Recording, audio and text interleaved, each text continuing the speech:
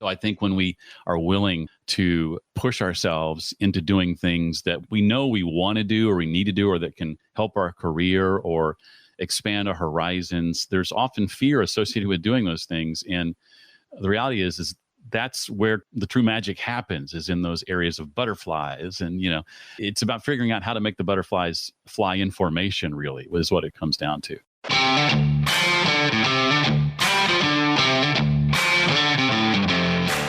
You work hard in your business. On the Profit by Design podcast, we ask the big question.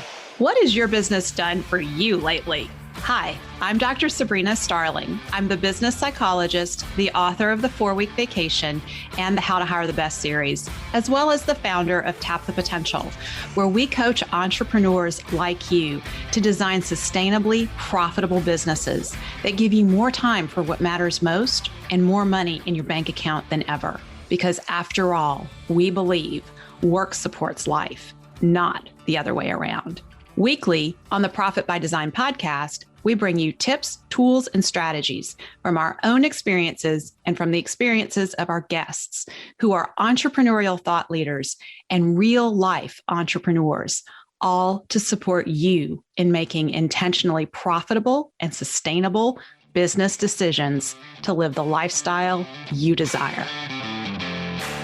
Get started on your journey with us by downloading the training so many entrepreneurs are talking about right now, how to make your time worth $10,000 an hour at tapthepotential.com/10K. So Jeff, welcome to the Profit by Design podcast. I'm thrilled to have you here to talk about your podcast, your life's work, and your new book coming up, Read to Lead. Well, I'm just thrilled somebody else is thrilled.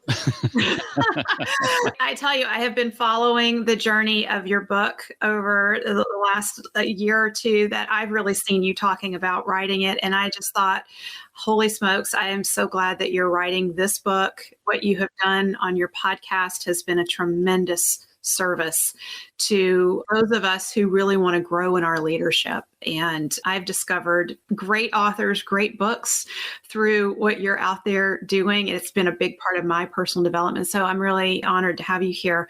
So I want to tell you a little bit more about Jeff and all the things that you need to know. Nearly 34 years, Jeff Brown has earned his living behind a microphone, first as an award-winning broadcaster and more recently as an award-nominated podcaster, consultant, and speaker. In 2013, Jeff launched the Read to Lead podcast, a 4-time Best Business Podcast nominee, featuring interviews with today's best business and nonfiction authors, including actor and author Alan Alda, Stephen M.R. Covey, Seth Godin, John Maxwell, Liz Wiseman, Gary Vaynerchuk, Simon Sinek, Brian Tracy, Nancy Duarte, and over 300 more. Jeff has leveraged his experience as a former on-air personality to not only forge a successful path for his own podcast, but also coach and mentor numerous other award-winning and nominated podcasters as well. Additionally, he has worked with several multi-million-dollar businesses on the launch of their podcasts, including 2 of the largest churches in the U.S., and has even consulted the U.S. government. In 2016, Jeff was tapped by the largest university in Tennessee to begin teaching their brand new podcasting course. Jeff and his work have been featured in Inc., Entrepreneur, and HubSpot, the blogs of Seth Godin, Chris Brogan, Jeff Goins, and Social Media Explorer, as well as the publications like the Nashville Business Journal, the Tennessean, and hundreds of other blogs and podcasts. Jeff currently lives outside Nashville, Tennessee, with his wife, Annie, and their 3 dachshunds. So, Jeff, that's quite a bio. And I want to just highlight one of the things that really stands out to me about you is your mentoring of podcasters. I met you at Podcast Movement in Philly a couple of years ago, and I had the opportunity to go out to lunch with you with several others who were there attending the conference. And you shared your knowledge of podcasting and all the things that you have learned about how to create a successful podcast that serves the audience. And so much of what I've brought into the Profit by Design podcast came out of that experience in Philly and some of the learning that I had from you. So I'm just honored to have you here with us. And you invited me on anyway. I absolutely did. I believe that it was a presentation that you were a part of and spoke about the importance of a good intro to the podcast. And that was something, as a brand new podcaster, it's important that we knew that and we incorporated that into the Profit by Design podcast. Wonderful. Wonderful. Glad to hear it. So your podcast is the Read to Lead podcast. And this podcast really comes out of your own experience with developing a reading habit for yourself. So I want to start there and really understand more about your why for your book now, Read to Lead, and the podcast, Read to Lead. What drives you and why is this important to you? Yeah, this habit is one that I took up embarrassingly quite late in life. I was in my early 30s before I developed a consistent reading habit. It's never too late, by the way, regardless of your age. But I had a love of reading as a child. And then honestly, school educated that out of me, if I'm being completely transparent. And it wasn't until about 10 years outside of school when I had sort of the planets and stars aligned between the boss I had at the time, the leader I was working for, and Seth Godin, who, though they'd never met, came together and helped reignite that love for reading. My leader at the company I was working for led a book club with our staff. And the very first book I was introduced to was a Seth Godin book. And I'm like, I didn't realize this stuff was out there. I never went to the bookstore. I didn't go to libraries. It was like, oh, this is tremendous. And there's more of this. I couldn't get enough. And so that was like in around 2003. And it just kind of grew from there. And as I began to really get serious about reading and reading consistently and intentionally, I began to see my career trajectory begin to climb and skyrocket rather quickly, in large part because I was now doing something that most of the people around me weren't doing. And the company I worked for had offices all over the country. And I began being tapped to then lead conversations about the things that I was learning through the books I was reading with different factions within the company, again, because I was one of the few doing that. And the only really unique thing I was doing was reading. I was looking at problems I was facing in the organization personally, and the organization as a whole, and realizing that, well, somebody else has probably already faced that problem and solved it. So let me go find out who that is and see what they have to say about it. And that can often be found in books. And so as I began to implement and practice what I was learning, the things that didn't work, people forgot. But the things that did work, people noticed. And that's when I started getting those requests to do different things. And that included then coming alongside later with the president of the company and helping him establish his 10-year vision for the company and communicate that to the rest of the company and to the world, to donors all around the world. And again, all of that came simply from doing that one thing called reading that I hadn't been doing before. And then that by extension is in large part given me the confidence to then 8 years ago, venture out on my own and be my own boss and, start my own thing. And it's to keep it afloat for now almost 8 years. But without reading, none of that would be possible. I so relate to what you're sharing in that, I have my own experience with reading where it was a little bit opposite of yours, where I loved reading as a kid. I devoured biographies and, like presidents, and just, I was fascinated with the 1800s and what life was like back then and all the leaders back then. And I would read these, loved it. And then I did something very detrimental to my reading habit. And that was I went to graduate school. And then I had to read all the time, and I had to read things that, I was told to read. And that was very different than picking what I was interested in. And that's what I heard you describing, like you were dealing with challenges and problems and you realized, oh, there's books out there that I can read that would address these issues. And so my experience when I came out of graduate school is I didn't read very much at all after that. And I quit reading novels. I love novels too, but I had stopped all of that. And then in my career, had someone tell me, a book that you really should read right now is Who Moved My Cheese? Mm-hmm. And I thought, a book.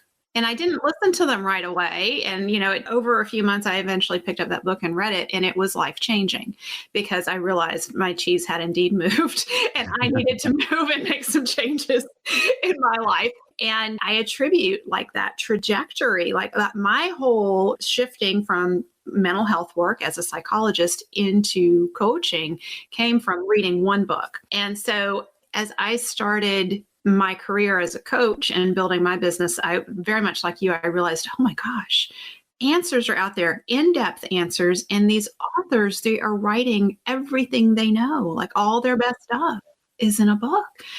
Right. And so that has been one of the things for me, has been that I have not had the attention span to sit down and read a book. I have really, over the last 5 years, had to be very intentional that I want to bring reading back into my life and have more time for it. So I've really been training my brain, so to speak, to be able to focus and read. And I think a lot of our technology can actually be undermining our ability to sit down and focus either on an audiobook or a print copy of a book these days.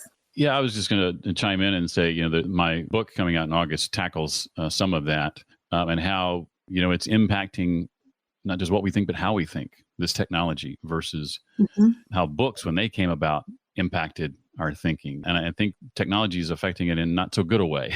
And so I think there's still a lot of value in traditional books. Certainly there are all kinds of ways to consume them. And I think some way is better than no way. But we're very much in a bite-sized, on-demand world now, and that's impacting young brains in a way that to me is a little bit concerning. Well, yes, and I think it's not just young brains. I think it's all of our brains where it really distracts our ability to sit down and focus for an extended period of time. And I love what you said about books are now available in various ways that we can consume them. And so I think for me, one of my favorite things is to listen to an author on Audible read their own book. And so a business book is great when someone else reads it, but it's better when the business author reads that book, because then their real inflection is there, and they know that material and it's them. And it's very much like a podcast where it's really feels like an intimate conversation with the author of the book, and you get to know them in a deeper way. Well, I'm excited to say I'm voicing my own book, but I had to audition for the opportunity. Did you really? Yeah, I did. Wow. Well, it sounds like you won the audition and you got that opportunity to do that. I'm excited to do that. Yeah. That's incredible. So as you have been developing your own reading habit, I'm curious, what has been helpful to you as you started developing that habit? What did you do? I'm easily distracted and struggle with some of those things we were talking about a moment ago. I watch a whole lot less TV today than I did 10, 15 years ago. Almost none. In fact, my vice is probably YouTube has taken over TV, so I've got to watch out for that. And having access to the app on my television screen doesn't make that any easier. But for me, I have a notebook dedicated to just the books that I'm reading. I'll also sometimes index books. Every book you buy, if you buy the physical version, which is my preference, there's always a blank page or two in the front and in the back. And as I'm reading, I'll often use those blank pages to begin creating an index for pages I know I'll probably want to go back and refer to later. So when I think about something that's in a book and, I want to go back to that book that I read a month ago and look at that topic, I don't have to go rifling through the book to find it. I just go to the front and look at that index and I find it immediately. And so that's always been helpful to me. When it comes to retention, I probably read today more than anything. I read for how it impacts my thinking. And it's less about me wanting to remember something. Obviously, I want to comprehend it, but it's less about remembering it and more about how does this impact the way I think about things today, depending on what the topic is. And when it comes to distractions, to me, the thing that's worked best, and this doesn't work for everybody, but I've got a reading chair for those watching this over my shoulder, and that's my spot. So I've established a place, an activity that happens in that chair. So when I read, I do it in that chair. So that's number one. The environment, I think, is important. I'll often wear noise canceling headphones and then have sort of instrumental music, nothing with lyrics and nothing that's like necessarily recognizable. Even coffee shop sounds are good sometimes. And there's apps for that. I like an app called Adagio, which is all classical music. And you've got a little dial wheel that you can select like relaxed or joyful or all these different sort of moods. And it's often, sometimes there's music I recognize, but usually it's music that I don't. And that combined with the noise canceling headphones and setting a timer just kind of helps me kind of focus. And I'll read, for 25 minutes and take a 5-minute break, get up, walk around, read 25 minutes, et cetera. And those things combined, having your environment set just so, because I need that. Otherwise, I'm distracted. And the physical copy, as I mentioned, helps, versus say on my Kindle or the Kindle app on on something like an iPad that's, got these notifications, or a browser or whatever. I'd rather have that physical book, a pen in hand, a notebook, a highlighter, and I can really, really focus and concentrate with all those other things in play. Yeah, those are some great tips. The ability to focus, to have the noise canceling headphones, to have the music, have a setting where you consistently sit to read. I love that. I certainly have my place right over there that looks out my window, my comfy couch, my dogs, pile on next to me. And we have our whole, they're like, oh, mom's reading again. I'm going to go jump on the couch over there. But the tip that you gave about indexing a book is great. I'm going to start doing that right away. I go through with those little sticky tabs and put them, next to the passages that really resonate for me. But then when I get done with most books, I have, 20 or 30, if not more, sticky tabs. And then it's really hard to find things. So indexing is great. And I'll share one of the things that I've done in the last year is I've really wanted to be more and more intentional about reading. And at the beginning of the year, when I set my intentions of how do I want to make my life better, reading more is one of those. And so 2 years ago, I started listing the books that I read. So I have a journal where I list them, and I will list the date that I read it and something that stood out to me about the book. And if it was not anything, if it was a book that I'm like, oh, this wasn't all that great, I'll say that. But most of the time, there's something that stands out to me about it, or some takeaway. And I'll put that there. I started looking at how many books did I read last year, and I want to increase that. I want to build my reading habit and try to read 25% more books in the coming year. So I was just looking at that the other day, and I was like, wow, I'm surpassing that with 25% more. And for me, this is what I want your input on. My greatest challenge is there's so many books out there, and I want to read them all. I wish I had more and more time to read. So how do you manage? There's just so much to read.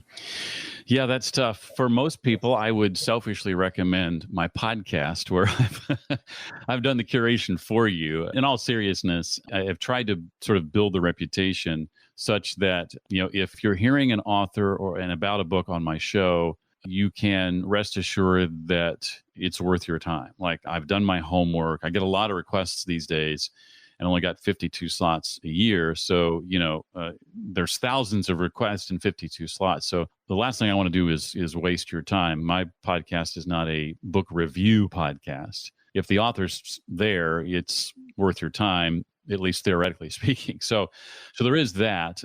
For me, what I'll often do is I'll spend some time scanning the book's introduction, conclusion, or epilogue, read the descriptions of the book, reviews if it's already out, and then just sort of scan the table of contents. And normally, having done that, I can usually discern if it's a book that I'm going to enjoy. I just met with somebody a couple of days ago who was doing a pre-interview with me. I don't normally do those, but he wanted to, in the course of that pre-interview, pitch to me having him on my show. And I had already perused the book before he met, and I said, you don't have to do that. I've already made the decision. You're going to be on because I've seen what I need to see, and I think it's a book worth my listeners' time. So that's my process. And, beyond that, certainly, some of the top 10 lists or what have you on Amazon and other, book outlets, those aren't always, the greatest option, because the best-selling book isn't always the one you need to be reading, or good as everybody says it is, or whatever.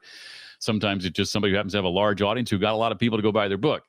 Those are out there too. But I think if you do your homework and you just do a little bit of research with the introduction, the epilogue or conclusion, the table of contents first, I think that's a good way to start consuming any book. I think you'll save yourself a lot of heartache in the end. Yeah. So I just want to acknowledge that you, with the Read to Lead podcast, you are doing a lot of the curation work for us. You're saying, I've screened this. I know this is a good book that's going to impact you as a leader. That's the idea anyway. Yeah. You may disagree with me. No, I totally agree. And with the authors that you've had on there and the books that I've been introduced to because of it, I certainly have that experience as a listener, that it's incredibly helpful and you do a weekly episode. So there's 52 books. And, for those of you who are listening to this and you're thinking, wow, I really want to increase my reading and be more focused with what I'm reading, I would highly recommend the Read to Lead podcast. Jeff, I'm curious, what prompted you to turn your passion for reading into a podcast? Yeah, that's a great question. I had, been this voracious reader for about 10 years when I launched the podcast. And I was just telling somebody this morning, I had thought about starting a podcast 5 years before I launched one, but I hadn't hit upon an idea yet of what I podcast about. And literally one day I was on my way home and I was working at the time, a regular job and commuting, 45 to 60 minutes to work.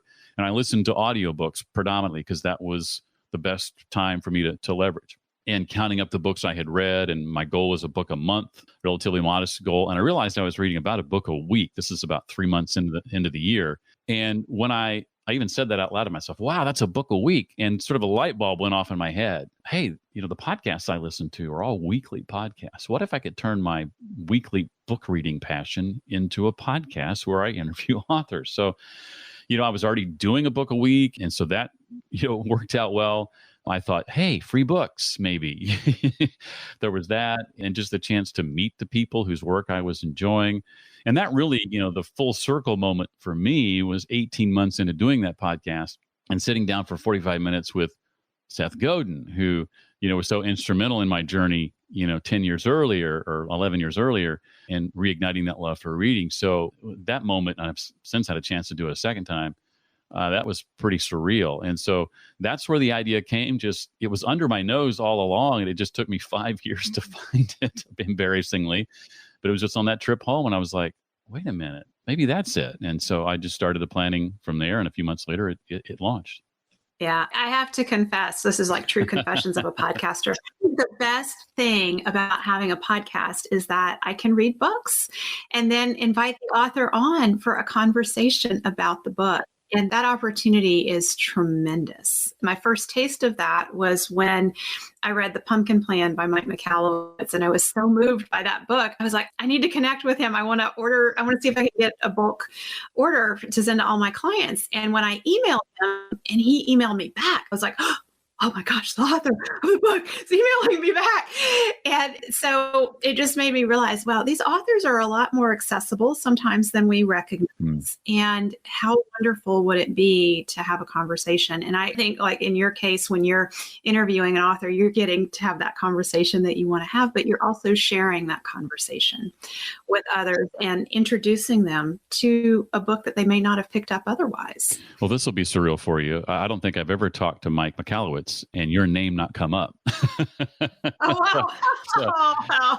Well, thank you. So, and I've talked to him. I knew we had a mutual connection in you. So your name comes up in just about every conversation we have. Oh, I am honored. I think very highly of Mike. And, his work is so woven into what we do at Tap the Potential in our Better Business, Better Life program. And I just want to give a quick shout out here.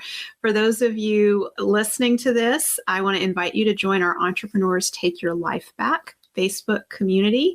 And I would love, if you are finding value in this discussion that Jeff and I are having, for you to join the community and share what are some of the books that have been impactful for you, that have really changed the trajectory of your life in the last few years. I think we can learn a lot from sharing these books with one another, because if it impacted, I know, like The Pumpkin Plan had such an impact on my life. I was like, I want to teach this in our program at Tap the Potential. So you can join our Facebook community at tapthepotential.com/group. So Jeff, you have interviewed lots and lots of successful people over the years. And I'm really curious, what habits do you see in common among these successful authors and business leaders that you've connected with? Yeah, there's more than just them being authors. Right. There are 5 that I've discovered that nearly all of them have in common. And I call these the sort of the dream big habits, the acronym DREAM. The first of the 5 that nearly all of them have in common is they do what I like to call dance with discomfort. Successful people realize the importance of getting outside your comfort zone and doing one thing every day that scares you kind of mentality. And so I think when we are willing to push ourselves into doing things that we know we want to do or we need to do, or that can help our career or expand our horizons, there's often fear associated with doing those things. And the reality is that's where the true magic happens, is in those areas of butterflies. And, it's about figuring out how to make the butterflies fly in formation, really, is what it comes down to. The R in that acronym DREAM is probably no surprise. And I would say re-engage with reading. Or if reading is something you're already doing, maybe ritualize your reading and make it more of a habit, like we've talked about. So I won't spend a lot of time on that one. E is what I call examine your energy. And this was revolutionary for me. It's about looking at the things in a given week or a given month and doing an energy audit and identifying what are the things you do that give you energy? What are the things that you do that zap your energy? What are the things you do that they just are? And color coding those on your digital calendar. Green are the things that give you energy. Red are the things that zap your energy. Orange are the things that just are. And looking at that, and if you literally see a lot of red, we got a problem, right? Or if you don't have a lot of red, but the things that you do have a red are close together, it's time to insert some green in between those, or some orange in between those. Or maybe it's even possible to go, you know what, this red, can I eliminate that? Can I delegate that? Or can I somehow bring some orange or green to that red? And for me, that was revolutionary in that 30,000-foot view of understanding how that impacts my day and my mood and all of those things. The A is what I call assemble your advisors. And this is we sort of common vernacular in today's where we call this mastermind groups, right? That's one way to sort of engage with this. But having a group of close advisors, people you meet with on a regular basis, who you may also advise, but who get together either formally or informally and are encouraging one another, challenging one another, advising one another. To me, in a formal setting of like a mastermind group is the best way to do this. And it's radically impacted my level of success. It helps with number one, dance with discomfort, greatly, because my mastermind group has been instrumental in pushing me to do things I wouldn't have done on my own, I don't think. And then the M, the last one, is master your mornings. I think too many of us treat the morning as, at least I used to, as I would get up just enough time to get dressed, get showered, and get out the door, right? I work from home now, so that's not an issue. But I dedicate, a good 3 to 3.5 hours to a morning ritual. Now, yours doesn't have to be that long. And don't do what I used to do necessarily and feel like you've got 14 things and all of them have to happen every day in regimented times. And that's how my brain used to work. But do list the things that you think would be, however many things those are, that would be helpful in starting your day. That might be journaling or writing, some gratitude type things, or it might be exercise. It might be drinking coffee, or it might be affirmations or visualizations, all those kinds of things, whatever it might be. And then on a given day, looking at that smorgasbord of items and deciding, okay, which half a dozen or so of these things do I need today? Which are going to help me most today, and allowing yourself to pick and choose. And they may be different tomorrow, but it's important to identify what those things are and put them on paper, but not feel like you have to do every single one every single day. So even if it's just an hour you can set aside, give half a dozen things, 10 minutes each, a la Hal Elrod in The Miracle Morning, then I think that's a great place to start. So dance with discomfort, re-engage with reading, examine your energy, assemble your advisors, and master your mornings. And those 5 things I have seen that the people that I've interviewed and talked to, almost all of them do on a consistent basis. Wow, those are some phenomenal strategies in there. And several of them really spoke to me. I love what you said about, the butterflies are where the magic happens, and we just want to get those going in formation.